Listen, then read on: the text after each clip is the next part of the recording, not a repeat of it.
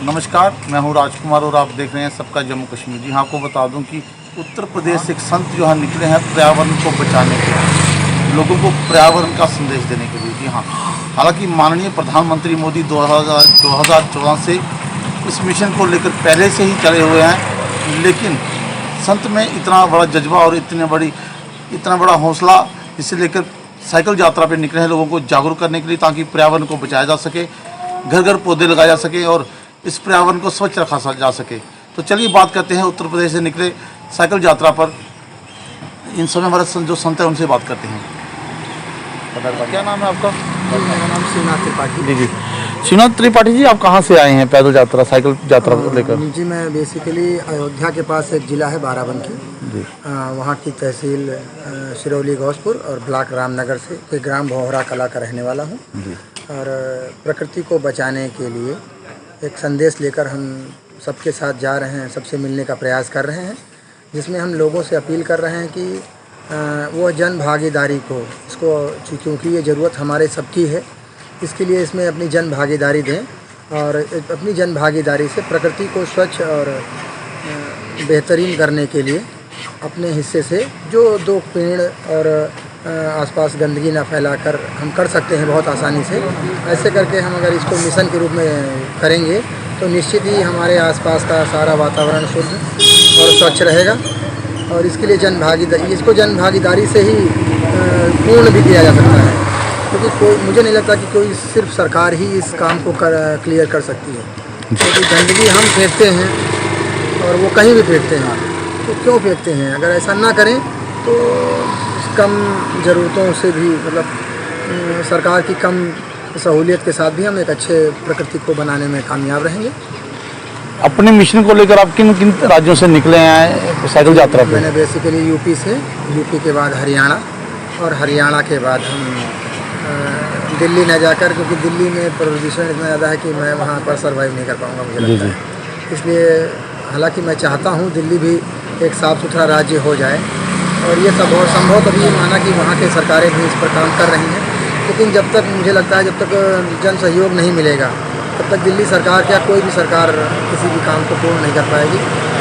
और फिर हरियाणा से, यूपी के बाद हरियाणा और हरियाणा के बाद पंजाब, और पंजाब से होते हुए अब मैं जम्मू की सीमा में प्रवेश कर चुका हूँ। और आगे किन राज्यों तक जाने की आपकी?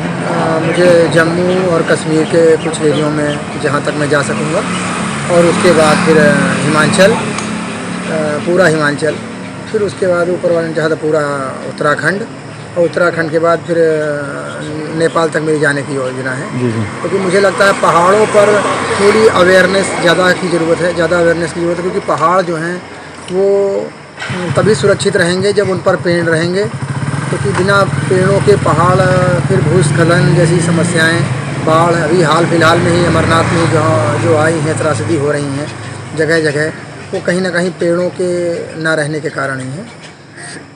सबसे बड़ा सवाल यह है कि आपके मन में इच्छा कैसे जागी कि मैं लोगों को पर्यावरण के प्रति जागरूक कर सकूं, जिसके लिए आप बात कर रहे हैं? ये कहाँ से प्रेरणा मिली आपको? जी, प्रेरणा तो आप जैसे पत्रकारों के द्वारा, जिन्होंने ज्ञानी जन जो बताते हैं कि प्रकृति को बचाने के लिए हमें क्या करना चाहिए। तो जब मैंने इन सब चीज़ों को देखा तो कुछ रियलाइज़ हुआ कि यार मैं जो कर रहा हूँ, मैंने अपने आप को सुधारने का काफ़ी प्रयास किया और मैंने सुधारा भी, लेकिन मैंने देखा कि सिर्फ मेरे अकेले या कुछ खास लोगों के द्वारा अकेले करने से ही ये संभव नहीं होगा।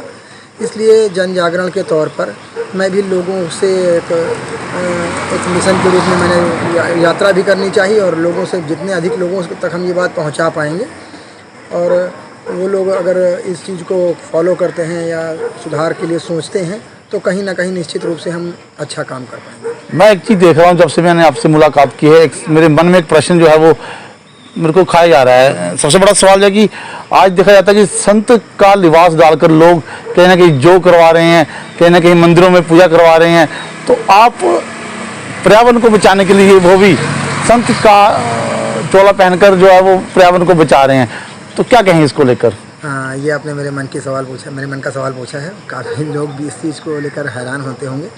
मुझे लगता है संत वही जो सृष्टि का भला चाहे जी। और सृष्टि का भला तभी होगा ना जब ये धरती रहेगी। जब ये धरती ही रहने लायक नहीं रहेगी तो हम किस धर्म के होकर रहेंगे जी। और जब प्रकृति को हमारी जो सनातन संस्कृति है उसमें हमें यही बताया गया है कि प्रकृति के साथ रहें और हमारे वसुधैव कुटुम्बकम, पूरा विश्व एक परिवार की तरह है। तो हमें इस परिवार को संभाले रखने के लिए एक लीडर के तौर पे हमें कुछ तो करना चाहिए और उसके लिए हम प्रकृति को बचाएं जी, अन्यथा हम जी नहीं पाएंगे जी। तो बस यही है। मुझे लगता है संत का पहला काम होना चाहिए लोगों को सही राह दिखाना और आज की ज़रूरत के हिसाब से सबसे पहली ज़रूरत हमारी प्रकृति को बचाए रखने की। तो मुझे लगता है मैं संत का ही काम कर रहा हूँ जी। तो क्या संदेश देना चाहते हैं, क्योंकि जिस तरह से आपने कहा कि आप 3 राज्यों को, अपना राज्य डालकर 4 राज्यों से आप निकल चुके हैं, तो आम लोगों को क्या संदेश देना चाहते हैं? क्योंकि साइकिल यात्रा पे निकलकर आप पर्यावरण को बचाने की बात तो कर रहे हैं, जिससे एक संदेश तो यही आता है कि आज जिस तरह से गाड़ियां परिवहन पर काफ़ी जो है उससे काफ़ी पोल्यूशन को, हमारे पर्यावरण को काफ़ी नुकसान हो रहा है। तो साइकिल यात्रा पे निकलने के बाद आप लोगों को क्या मैसेज देना चाहते हैं? क्योंकि काफ़ी लोग दिखाया जाता है कि परिवहन गाड़ियों का बड़ा इस्तेमाल करते हैं, जिससे ईंधन की काफ़ी खपत होती है। बिल्कुल। हाँ, तो मेरा जो संदेश है वो यही है, जैसे मैंने लिखवा रखा है यात्रा का उद्देश्य। तो हमें प्रत्येक दिन पर्यावरण को लेकर कुछ कर सकते हैं। जैसे हम अब 10-15 मिनट का समय किसी आसपास 2 पेड़ लगा लें, जहाँ हमारे कोई जगह खाली पड़ी है, 2 पेड़ या 3 पेड़ या 4 पेड़ जैसा हम कर सकते हैं आसानी से। हम उस 15-15, 20-20 मिनट के समय को रोज़ देकर उनका हम पालन पोषण और देख रेख कर सकते हैं।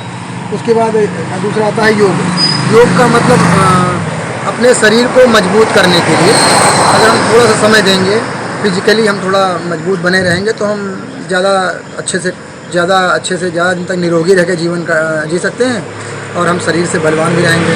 तीसरा है प्रदूषण नियंत्रण का प्रयास। वो प्रदूषण नियंत्रण के सारे प्रयास, जैसे हम आजकल लोगों को मैं देखता हूँ कि लोग छोटी छोटी यात्राओं के लिए, छोटी छोटी दूरियों के लिए बार गाड़ी स्टार्ट करते हैं। ऐसा ना करके अगर वो आसपास अपने जो लोकल की बाज़ार हैं उनके जाने के लिए साइकिल का प्रयोग करें तो काफ़ी बड़ी मात्रा में ईंधन को हम बचा सकते हैं, इससे भी पॉल्यूशन कम होगा। तीसरा है स्वच्छ भारत अभियान। स्वच्छ भारत अभियान में जैसे हम कोई भी चीज़ खाते हैं, हम देखते हैं अक्सर वो चीज़ हम वहीं फेंक देते हैं। क्यों करते हैं ऐसा? अगर हम उस चीज़ को थोड़ी देर के लिए अपनी जेब में आसपास रख लें और किसी ऐसे स्थान पर डालें जहाँ पर कचरे का निस्तारण के लिए बनाई गई हो, तो वो चीज़ हमें आसपास मिल जाएगी। तो इस तरह हमारा जो आसपास का माहौल है वो गंदा नहीं होगा और हमें देखने में चीज़ें अच्छी लगेंगी। हमने देखा है संजीव कि काफ़ी लोग जो हैं वो अपने साइकिल पे निकले हुए हैं। हमने देखा कि बहुत सारे ऐसे संगठन हैं जो साइकिल के प्रति लोगों को जागरूक कर रहे हैं। उनको क्या कहना चाहेंगे लेकर? हाँ, मैं ऐसे लोगों को सैल्यूट करना चाहूँगा जो साइकिल से चलते हैं जी। क्योंकि साइकिल से चलने वाला एक तो भारत पेट्रोल आयात करता है, वो भारत की विदेशी मुद्रा को बनाए रखने के लिए अच्छा काम कर रहे हैं, और दूसरा वो अपने शरीर के लिए भी अच्छा काम कर रहे हैं क्योंकि साइकिल चलाने से हमारा सिस्टम जो है मजबूत रहता है।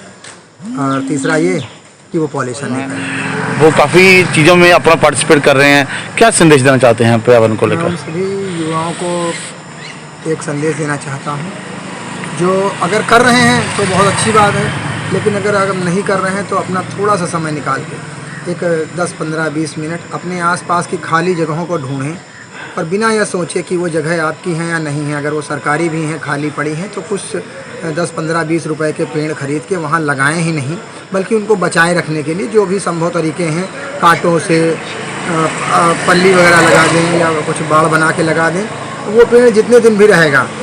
अगर वो पेड़ वहाँ तैयार होता है तो उस पर बहुत सी पक्षी अपना भोजन पा सकते हैं और हवा तो हमें मिलेगी ही मिलेगी, और धरती ठंडी रहेगी तो हम ज़्यादा दिनों तक इस धरती पर रहने लगे हैं। जी, यही संदेश है कि अपने आसपास की खाली जगह में। तस्वीरें देख सकते हैं कि लोग, स्थानीय लोग, नगरी के लोग जो हैं वो संत जी की आगमन पर उनका स्वागत करते हुए, क्योंकि पर्यावरण को लेकर जिस तरह से उन्होंने मुहिम जो है पैदल साइकिल यात्रा पे निकले हुए हैं, इससे लोगों को भी जागरूक कर रहे हैं। और साथ में खड़े लोग जो हैं वो उनका स्वागत करने के लिए यहाँ पहुँचे थे। उनको पता लगा कि संत यूपी से निकले हुए हैं जो पर्यावरण को बचाने का प्रयास कर रहे हैं। तो तस्वीरें साफ देख सकते हैं आप, मेरे सामने इस समय हैं।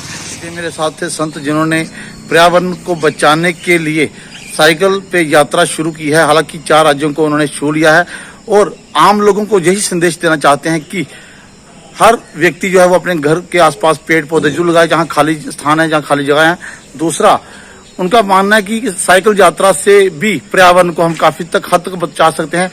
हालांकि मैंने उनसे पूछा कि संत का चोला पहनकर आप जिस तरह से एक समाज सेवक का काम कर रहे हैं, तो उन्होंने इससे बड़े प्यार से जवाब दिया, कि बड़ा बेहतर जवाब दिया कि संत का काम जो है वो समाज को बेहतर बनाना है और अच्छा बनाना है। तो वो ही इसी रास्ते पे वो काम कर रहे हैं। तो हमें भी उम्मीद है कि आम लोग जो है वो इनकी बातों को समझेंगे, जो उत्तर प्रदेश के शहर से निकले हैं और जहां लोगों को पर्यावरण के प्रति जागरूक कर रहे हैं। और साइकिल यात्रा पे सबसे बड़ी बात है कि साइकिल पे निकले हैं और पर्यावरण को बचाने के लिए जिस तरह से उन्होंने कसम खा रखी है, एक प्रण लिया है, उस प्रण को पूरा करने का प्रयास कर रहे हैं। तो इसके साथ देखते रहिए सबका जम्मू कश्मीर। आगे भी इस तरह के लोगों से आप मिलाते रहेंगे, ताकि जिस तरह से जल जीवन मिशन पे हमने कल आपको बताया था, उसी तरह से बाहरी राज्यों से आने वाले, भ्रमण करने वाले लोगों से भी बात करवाएंगे। ये थे हमारे साथ संत जो यूपी से निकले हैं। तो मैं चाहता हूं कि इनके वीडियोस को ज़्यादा से ज़्यादा शेयर करें, ताकि इनका हौसला भी हम बढ़ा सकें। अगर हम पेड़ नहीं लगा सकते तो इनका हौसला बढ़ाएं और इनकी कई बातों को मानकर देश के पर्यावरण को बचाएं, संसार के पर्यावरण को बचाएं, ताकि हम भी एक बेहतर सांस ले सकें। इसी के साथ मुझे दीजिए इजाजत। मैं राजकुमार, सबका जम्मू कश्मीर। जय हिंद, जय भारत।